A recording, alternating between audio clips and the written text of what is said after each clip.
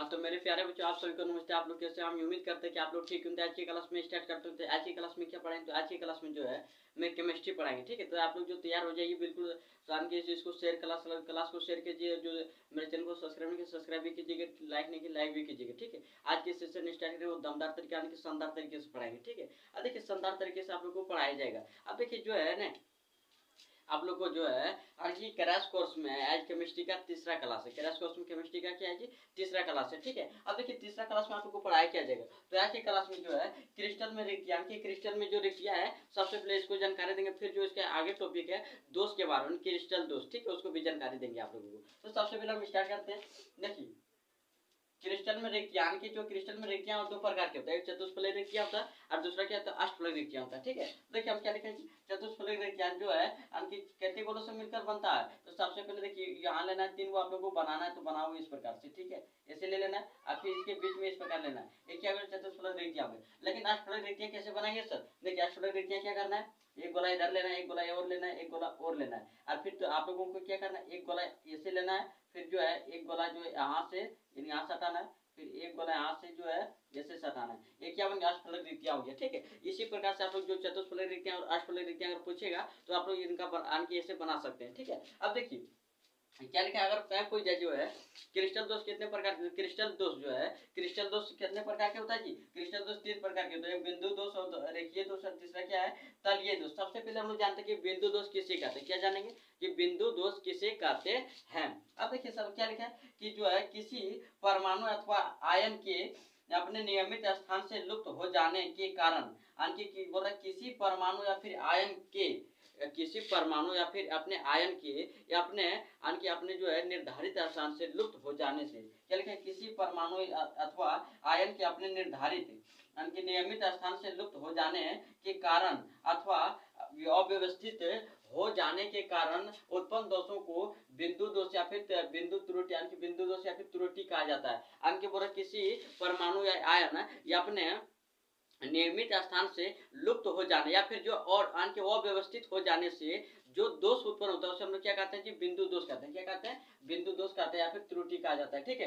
बिंदु दोष के कितने प्रकार होते हैं? तो बिंदु दोष के जो है 3 प्रकार होते हैं। कितने प्रकार जी? 3 प्रकार है। एक नंबर में रस समीकरण मितीय दोष, दूसरा नंबर में क्या है जो है और रस समीकरण मितीय दोष, तीसरा नंबर में अशुद्धि दोष। तो सबसे पहले हम लोग जानते हैं कि रस समीकरण मितीय दोष किसे कहते हैं। अब देखिए लिखा है कि रस समीकरण मितीय दोष जो है जब किसी क्रिस्टल में दोष उत्पन्न होने के पश्चात, जब किसी क्रिस्टल में दोष उत्पन्न होने के पश्चात उनके आयनों के जो उनके आयन है उसके अनुपात में कोई परिवर्तन, उनके आयन के अनुपात में कोई परिवर्तन नहीं होता है, तो इस प्रकार उत्पन्न दोष रस समीकरण मितीय दोष कहलाता है। अब देखिए जो शॉर्टकी दोष है, शॉर्टकी दोष किसे कहते हैं? लिखा है कि जब किसी आयनिक क्रिस्टल में समान मात्रा में धनायन और समान मात्रा में ऋणायन लुप्त हो जाने से जो क्रिस्टल का निर्माण होता है उसे हम लोग शॉर्टकी जो दोष जो दोष उत्पन्न होता है हम लोग क्या कहते हैं? शॉर्टकी दोष कहते हैं। देखिए क्या लिखा है, जब किसी आयनिक क्रिस्टल में समान मात्रा में धनायन और ऋणायन अपने निर्धारित स्थान से लुप्त हो जाता है तो जो दोष उत्पन्न होता है उसे शॉर्टकी दोष कहते हैं। तो आप लोग को अगर समझ में आया होगा, ठीक है। तो आप लोग जो है क्या कीजिए, समझ में आया तो आप लोग लिखिएगा, फिर 2 मिनट का समय दे रहे हैं, फिर आप लोग को लिख के बताएंगे, ठीक है। पहले आप लोग लिखिए।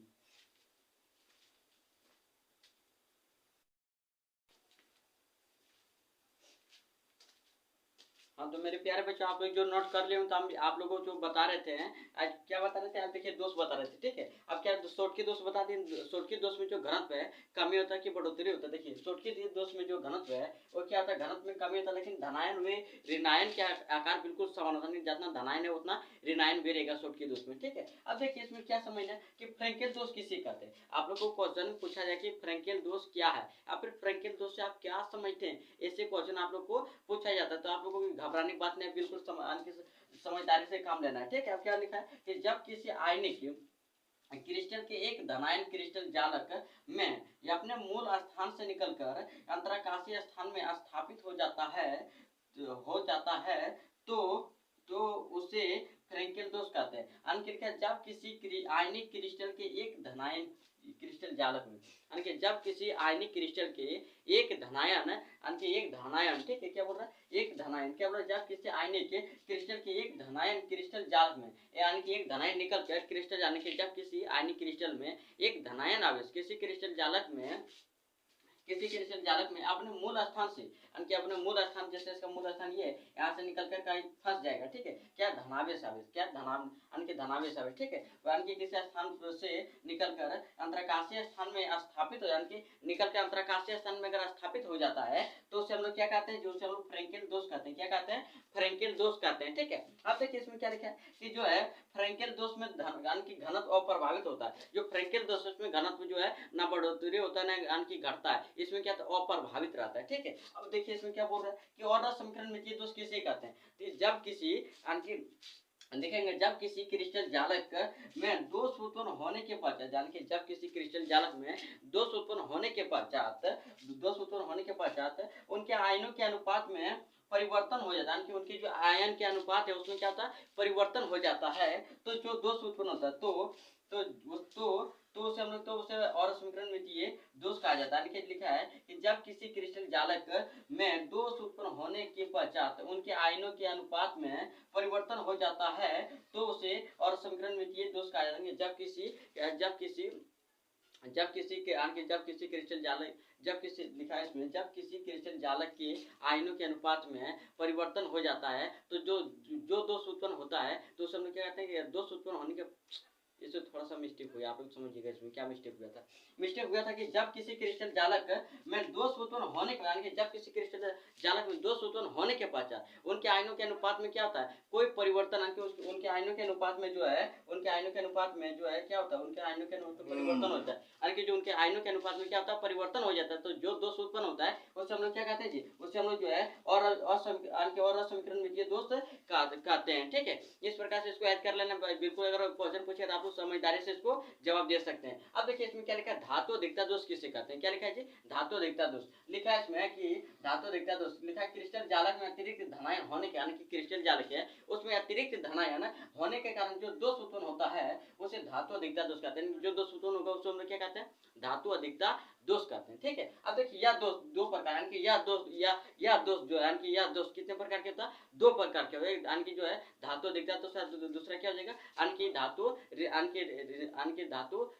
कि अल्पता दोष, ठीक है, दो प्रकार के दोष होता है। तो आप लोग आज की क्लास में जो है एक पूरा चैप्टर को जो है मेन पॉइंट को हम लोग यानी कि खत्म कर चुके थे। यानी कि आने वाला क्लास में जो है, यानी कि अगले क्लास में आप लोग को जो है क्या पढ़ाएंगे, तो महत्वपूर्ण ऑब्जेक्टिव, यानी कि महत्वपूर्ण जो है दीर्घ, यानी कि महत्वपूर्ण लघु उत्तरीय, फिर जो है महत्वपूर्ण दीर्घ उत्तरीय, फिर महत्वपूर्ण ऑब्जेक्टिव आप लोग को बताया जाएगा, ठीक है। आप लोग सबसे पहले दीर्घ उत्तरीय खत्म करेंगे, फिर हम लोग को यानी कि ना लघु उत्तरीय, फिर दीर्घ उत्तरीय, फिर जो ऑब्जेक्टिव खत्म करें। तो आज की क्लास में मिलते हैं अगले वीडियो में। तो जो मेरे चैनल को सब्सक्राइब नहीं किया सब्सक्राइब कीजिएगा, और जो लाइक नहीं किया लाइक भी कीजिएगा, जो शेयर नहीं किया शेयर भी कीजिएगा, ठीक है। मिलते हैं अगले वीडियो में।